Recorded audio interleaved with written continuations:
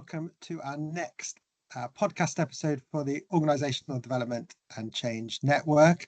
I'm really excited to bring you this episode because it is a follow-up to a really interesting network session that we ran recently around coaching and mentoring, where we had the brilliant Amanda Hickey that came and joined us from the activation project to talk us through her kind of experiences. And what we got a sense in that call was that there was more support that people would welcome, and it's a topic that we wanted to explore a bit more. So I'm really pleased and excited to be able to welcome our guest for today, who is Amanda Collyer from Wiltshire Council, who's going to talk us through a really brilliant programme that they have got set up around coaching and mentoring. But before we start, Amanda, did you want to kind of give us a bit more information about who you are and what you do? Yeah, thanks, Lee. Must be something about the name Amanda and coaching. That's the two and two go together. Yeah, absolutely. So I'm an organisational development consultant at Wiltshire Council, and part of my role, one of the most fantastic parts of my roles, is to manage the Wiltshire Council coaching pool. So this has been going about 10 years, and I've pretty much taken whichever job I've had, coaching has come with me. So it's been developing, growing for the past 10 years. We set it up initially because coaching was becoming more and more emerging as something which is supportive, helpful for individuals. And we wanted to be in it from the start, really, that how can we bring that to the organisation without it costing a fortune? Because the hourly rate for coaching is astronomical and not something we could afford to bring in. But how could we do this internally? We offered our managers the opportunity to train to be level 5 coaches, partly because coaching philosophy in terms of developing your leadership style, it would support our leaders, our managers, to have different newer skills in leadership, but also because it then gives the opportunity for people within the organisation to have coaching. We didn't know how it was going to work, how many people would be interested in training, and how many people would see coaching as a value. But it did take off, it did start. We did have managers who wanted to be trained, and we then had to find people to be their coaching guinea pigs whilst they were training. And it's just grown and snowballed ever since. We've learned a lot as well. You know, we probably would go back and do things a little bit differently. But I think the place where we are now is coaching in Wiltshire has a fantastic reputation. We have waiting lists of people who do want to become trained as coaches, and we have waiting lists of people who want to be coached. So it's in a good place. How long has that been going for now, Amanda? How many years? We're in our 10th year of this programme, so it's well established. We don't have to promote it. We can't promote coaching. It's all through managers, through one-to-ones or appraisals, recommending coaching to their own team members. Or we do talk about it in induction when people start with the council, that we have a great coaching programme. And it's word of mouth as well. People who have been coached will talk to their colleagues and people they work with and recommend it. If we started promoting it on our internal news, we probably would be inundated, and we do have to match the number of coaches qualified that we have with the amount of coaches that we can actually keep up to date with. But having said that, I have used many of our partner organisations, Wiltshire Police being one, where if we have too many people on our waiting lists, they've been great in terms of helping us out and coaching some of our staff. So we have a reciprocal arrangement with particularly Wiltshire Police. That's great. That's great to hear that sort of collaboration. You talked there that it's kind of evolved over time. What is it that how does it currently look, I guess, in terms of what a coachee receives in terms of number of sessions and so on? We've got a great on our learning development pages. We've got a lot of information on coaching. So before you even start, you can go onto those pages. What is coaching? Because it's really important to know what you're signing up for, what it is and what it isn't. Because it's not something that you're going to come along and be told what you need to do next to get to make progress.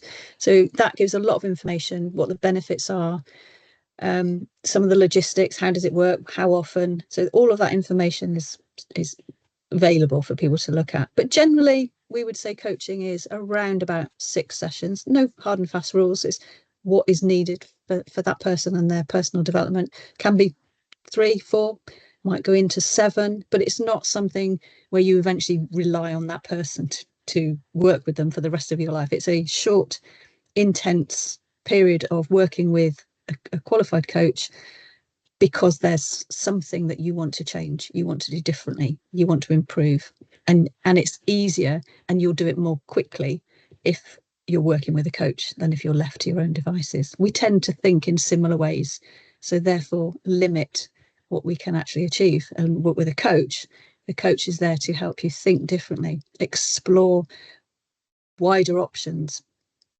challenge you into thinking a bit deeper about what you could, what are the potential, what's the opportunities for you. Fantastic. And obviously you can see there the benefits for the person receiving the coaching, but what is it that you see in terms of the reason for people wanting to be a coach and be able to offer their kind of services to support the program? A lot of our coaches that we are training now want to become coaches because they've had the experience of being coached and the value of being coached. And so they then say, how do I get into this? How do I become a coach? So that's how a lot of people come into it, from their own personal experience.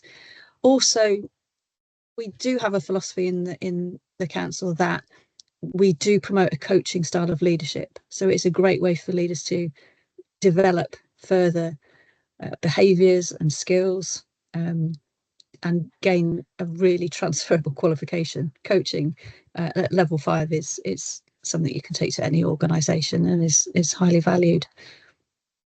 And I guess you kind of mentioned it at the start of one of the reasons you looked internal is because of the sort of prohibitive costs of getting external coaches out. I guess that would be for someone looking to set up their own program. That would be one of their first challenges potentially that foresee of we can't afford to do this, or we don't have the capacity.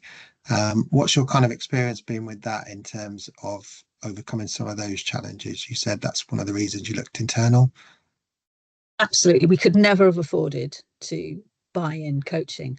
So we looked internally. We have people who would be willing, would be passionate about coaching. We have our own internal resources that could easily fill that gap, but it's finding the right resources. And to start with, we just said, hey, managers, who wants to do some coaching training? Because we'd managed to get our senior leaders to put some money up front to do the training. That's one of the lessons learned. Not everybody is always going to be cut out for a coach or is doing it for the right reasons. Yeah. But I think if you can get your senior leaders behind it, talk about the value and the benefit to the organisation, the ethos of the organisation, and find that opportunity to get people trained, then the rewards and the payback, it pays for itself. Because I've got coaches who trained 10 years ago who are still with the organisation and still coaching. So the amount of people during that tenure they've coached is phenomenal. So once they've acquired that, they're part of the coaching pool and they just coach. It's on top of their day job. So they're not given any extra time or any extra pay. They are coaching as on top of doing their full-time job, whether that's an engineer or a social worker or an accountant, or they come from right across the organisation. And quite often they say it's the best part of what they do is the bit of time that they spend doing their coaching. Yeah. So you've obviously got to a really nice place there in terms of commitment across the organisation, not just yourself that's sort of been setting that up. You mentioned senior leaders there and senior leadership team. How important has that backing been? Because I'm guessing in terms of getting that off the ground, they were kind of crucial really to kind of give the sort of capacity and the resource to be able to do that. So that senior leadership has been crucial, has it, in terms of the back end? It's essential, absolutely essential, that they are fully on board and supportive of the coaching, any coaching program. First of all, they have to find the money for you to be able to train your coaches. They also have to accept that there will be time out of people's day. At start, it was just managers who were coaches. We train people who aren't managers to be our coaches as well. So it's about allowing people the capacity to not just train, but then to go on into the coaching pool to be coaches. That has to be supported by our senior leaders. It has more credibility if they are coached themselves, and some, coaching isn't hierarchical. It shouldn't be. I'm not saying that isn't the case, and some people would be not as willing to be coached by somebody more junior in the organisation, but it has done in many occasions been broken down those hierarchical barriers. So the philosophy of supporting people to achieve their potential, to be higher performing, to be empowered, to do things for themselves, to think about their own careers or how they can improve in their jobs, the value that adds to the organisation is enormous. And I think that senior leaders who are supportive of this and encouraging of this, it's really important that it's not seen as a punitive measure. We don't have people coming for coaching because they are poor performers. The people who come for coaching are people who want to get on in their careers. They want to improve. They want to be better. They might have particular blockages. It might be over their confidence or their assertiveness or ability to cope with change or relationships, whatever it is that's holding them back. And I think that if people are empowered and enabled to work those things out for themselves with the support of a coach, it's total value for the organisation. And I think the senior leaders making sure that's available, there's the capacity, the time, the money, absolutely important. And I think obviously we were talking here about coaching, but I think you've also kind of mentioned in the past about sort of putting the money where the mouth is in terms of those people giving up their time to support from a mentoring point of view as well. Yeah, so in addition to the coaching pool, we have a mentoring program. It's a leadership mentoring program, and any person who is either on our leadership development program internally or manages staff, so practically anybody who manages staff can access the mentoring program. And yes, every single one of our directors has become a mentor, so they have a very short sort of induction period of training. What is it, what they need to do? They've all signed up to become leadership mentors. They absolutely believe that part of their role is the development of our next batch of managers coming through, our future senior leaders. So they are all mentors, as are a lot of our heads of service now and other senior leaders within the organisation. They don't have to go and do the ILM level 5 qualification in coaching and mentoring. They are senior leaders, but they all recognise that that's part of their role, and they've all signed up to do it, which is, I think, it says a lot for the reputation of our organisation and how we want to grow and develop our future leaders. Absolutely, a really positive message to be sending out to staff and also kind of role modelling, I guess, in terms of their own commitment to this type of offer. Totally. All of it sounds great. All of it sounds like a really kind of in-depth offer that's available. I guess the question people will then start to ask is, what impact have you seen over those 10 years? What difference has this sort of offer made to the organisation and to people? Yeah, like I said, the fact that it's recommended through word of mouth, so people who have been coached then are telling their colleagues, oh, I've just had coaching, it's absolutely amazing, you should do it. The fact that people who have been coached want to be coaches, I think, again, speaks for the value that it adds.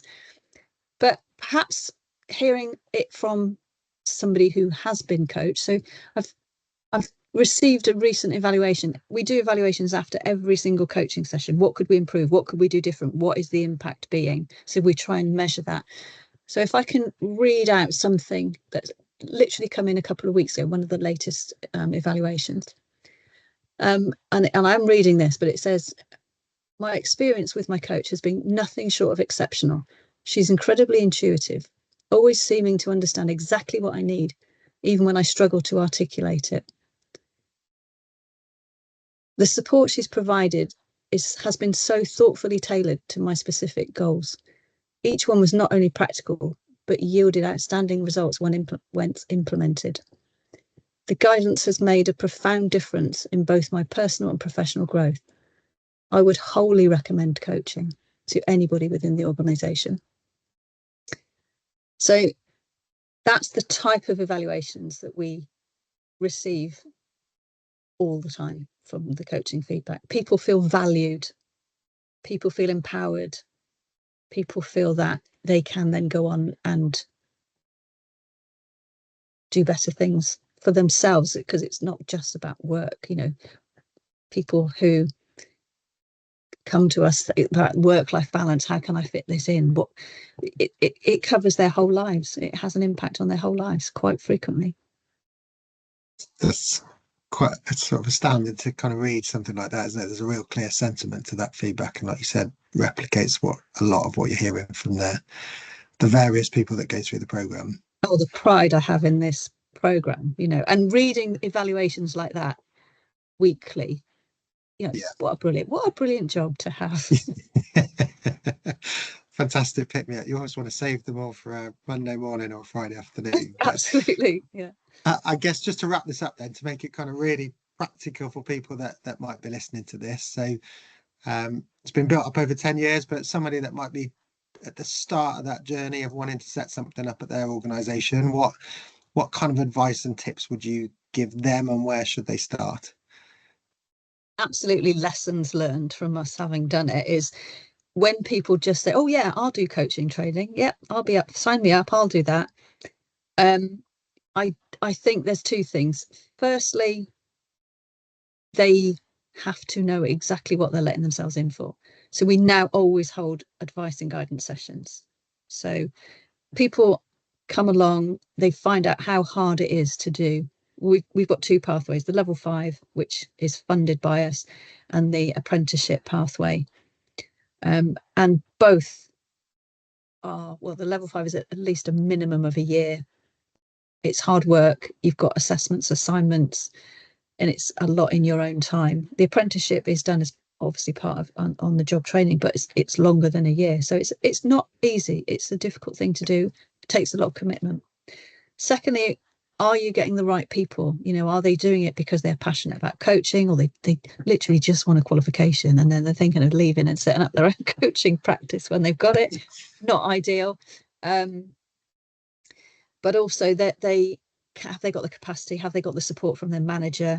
There's no point in getting trained if they then can't go on to give the time to be part of the coaching pool, or if their manager is saying, well, I wasn't expecting you to have to actually go and coach twice a month or something. So make people really aware of the capacity and the time and the effort.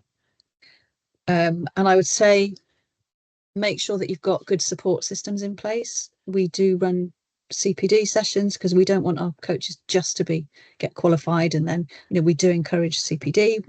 We do offer group supervision. People can come along to reflect on their coaching and improve their practice. Having somebody they can talk to if they're struggling or they think it hasn't gone well, you know, is important. But really, it's the passion. If you're not really interested or passionate or don't have the time, it's not going to work effectively. You have to want to do it. And I think it does help so I manage the program. I'm also a qualified coach, so I understand what it involves. Yeah, brilliant. And I was gonna finish there in terms of, it's quite clear from this conversation how passionate you are about the program.